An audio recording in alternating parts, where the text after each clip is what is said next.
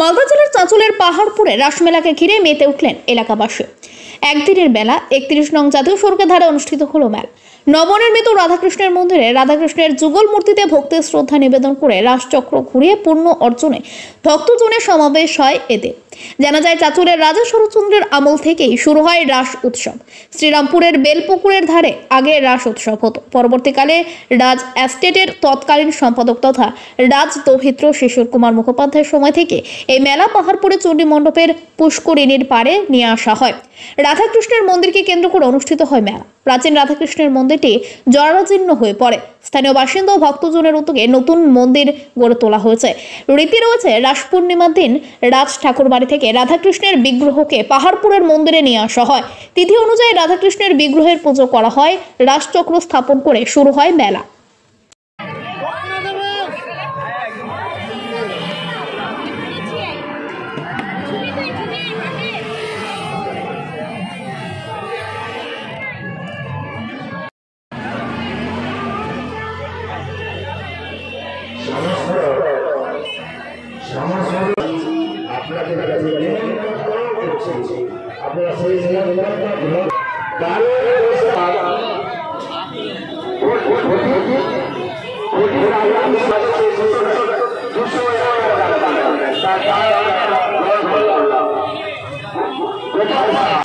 বাঁশি থেকে শুরু করে খেলনা, দৈনন্দিন ব্যবহারের জিনিসপত্র, কাঠের বিভিন্ন জিনিসপত্র, প্রসাধন সামগ্রী, জিলিপি, মিষ্টান্ন সহ অন্যান্য বিভিন্ন খাদ্য সামগ্রীর পসরা নিয়ে স্থানীয় বহিরাগত ব্যবসায়ীরা হাজির ছিলেন ওই মেলা প্রাঙ্গণে।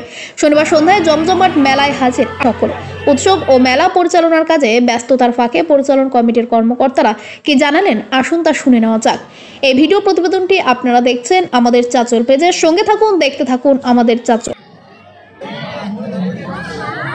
পাহাড়পুর জেলাবাড়ি 16 নম্বর কমিটির পরিচালনায় পাহাড়পুর রাস উৎসবে আজকে প্রচুর মানুষের ঢল নেমেছে। এই মেলার বিশেষ আকর্ষণ হচ্ছে রাসচক্র। পাশে রাধাকৃষ্ণ মন্দির, আগে ছোট মন্দির ছিল, এখন তা ভেঙে নতুন করে বড় করে মন্দির তৈরি করা হয়েছে। আমাদের মেলায় বেশ ভিড় আজকে লক্ষ্য করেছি। এলাকার বহু মানুষ দূর দূরান্ত থেকেও এসেছেন। চাঁচল রাজ আমলের এই পুজো আমরা ছোটোবেলা থেকেই বাপ ঠাকুরদার মুখে শুনেছি যে 300 বছরেরও বেশি সময় ধরে এই মেলা হয়ে আসছে। চাঁচলের রাজা শরৎচন্দ্র রায় চৌধুরীর আমল থেকে এই মেলা হয়ে আসছে।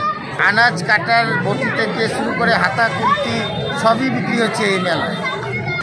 মেলা প্রাঙ্গণে প্রচুর মানুষের সমাবেশ, এই উৎসাহ উদ্দীপনা খুবই লক্ষ্য করা গেছে। মানুষ খুব আনন্দ করেছে আজকের মেলায়। পাহাড়পুর রাসমেলা ময়দানে বসেছে, সেখানে রাধাকৃষ্ণ মন্দির রয়েছে। 81 নম্বর জাতীয় সড়কের পাশেই মেলা, চাঁচল সংলগ্ন পাহাড়পুর গ্রাম।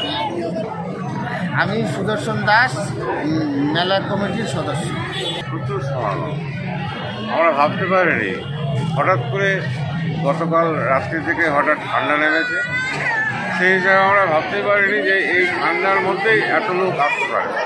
বিভিন্ন রকমের খাওয়ার জিনিস আছে, মাটির জিনিসপত্রগুলো প্রায় এসছেন, এবং তারপরে বেলনা, তারপরে ইয়ে করা করার রাখার জিনিসগুলো, তারপরে অনেক রকমের সেই প্লাস্টিকের জিনিসগুলো ধরো, মাটির জিনিসগুলো ধরো, বিভিন্ন রকমের জিনিস এই মেলায় পাওয়া যাচ্ছে।